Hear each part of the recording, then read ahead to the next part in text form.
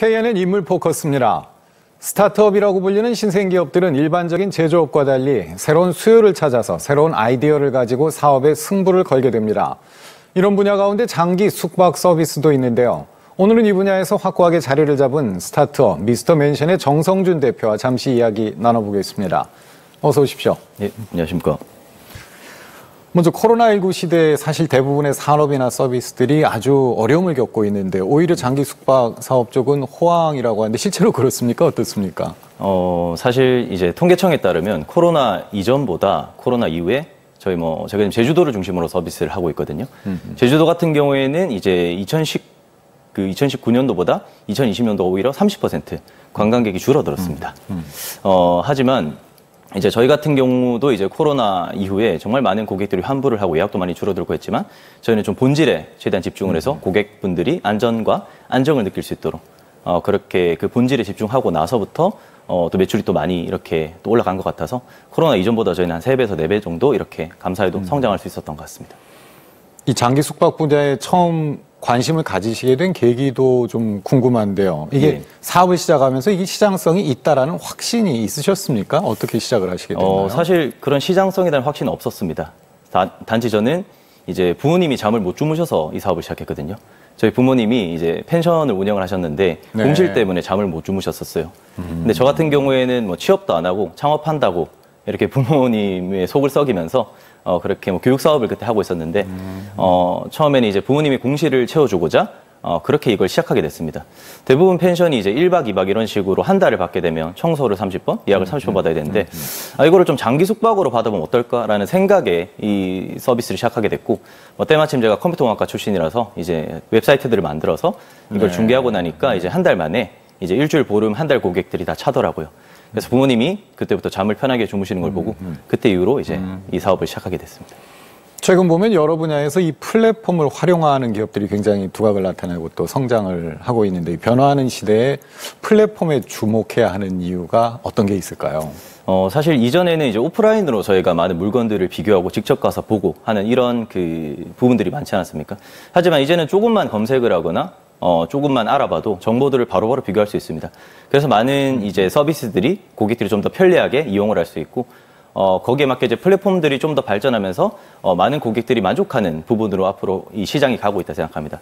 그래서 이 플랫폼 사람들이 더 많이 발전하고 있고, 또 앞으로 더 많이 또 발전하지 않을까 그렇게 생각하고 있습니다.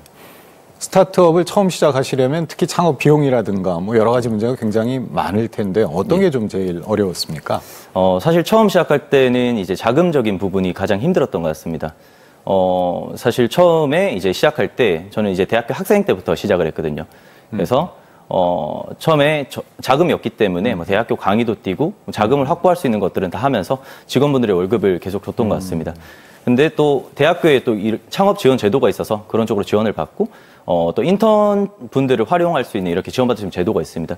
그런 부분들로 저희가 충당을 처음에 받고 제품을 빠르게 MVP를 만들어서 그 이후에 감사히 투자를 받게 돼서 지금까지 이렇게 잘 성장해 왔던 것 같습니다. 잘 아시겠지만 많은 청년들이 뭐 부산, 경남 지역을 떠나고 있는데 스타트업을 또 시작하고 싶은 청년들도 많고요. 이런 분들에게 한 말씀 조언을 해주신다면 어떤 말씀을 해주실 수 있을까요? 사실 저도 부산에서 처음 스타트업을 시작하고 고민들이 많았습니다. 이 부산에서 과연 시작하는 게 맞는가? 근데 사실 지금 6년 정도 지나고 나니까 제가 드는 생각들은 결국 사업의 본질은 위치가 아니라 내가 어떤 문제를 풀고 싶은가, 해결하고 싶은가의 문제더라고요. 그래서 지금 본인이 사업하고자 하는 그 문제점들을 자기가 피부로 느끼고 있다고 하면 그게 부산이든 뭐 땅끝마을이든 중요하지 않다고 생각합니다. 그래서 뭐 수도권에 가서 뭐 정보들이 더 수도권이 빠를 겁니다. 그런 부분들은 본인이 노력해서 정보들을 얻고 뭐 본사를 부산으로 하고 뭐 지사를 서울로 해서 좋은 인력들이라든지 정보를 확보한 형태로 그렇게 가도 뭐 충분히 성장할 수 있을 거라 생각합니다. 어떤 수도권이나 지방, 지역에 따른 공간적인 제약이라는 거는 한계는 오히려 더 줄어들지 않나요? 점점 시대도 많이 변하고 있고요. 사업을 시작하는 데 있어서. 맞습니다. 그래서 부산에서 특히나 이렇게 지원하는 이런 지원 사업들이라든지 창업자들에 대한 네트워킹이라든지 이런 부분들이 많이 활성화되어 있어서 그런 부분에서 저희가 큰 도움을 많이 받았던 것 같고요. 그리고 무엇보다 처음 창업을 시작할 때 비용을 무시할 수는 없습니다.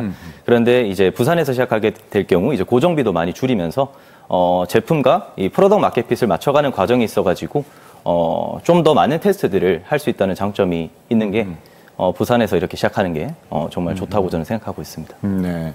미스터 맨션은 앞으로 성장할 가능성이 훨씬 더 크다는 평가를 받고 있는데요. 예. 사업은 앞으로 어떻게 좀 계속 키워나갈 계획이십니까? 사실 저희가 장기 숙박 서비스 플랫폼인데 제주도 한 달 살기라는 그런 문화를 통해서 사업을 시작했습니다.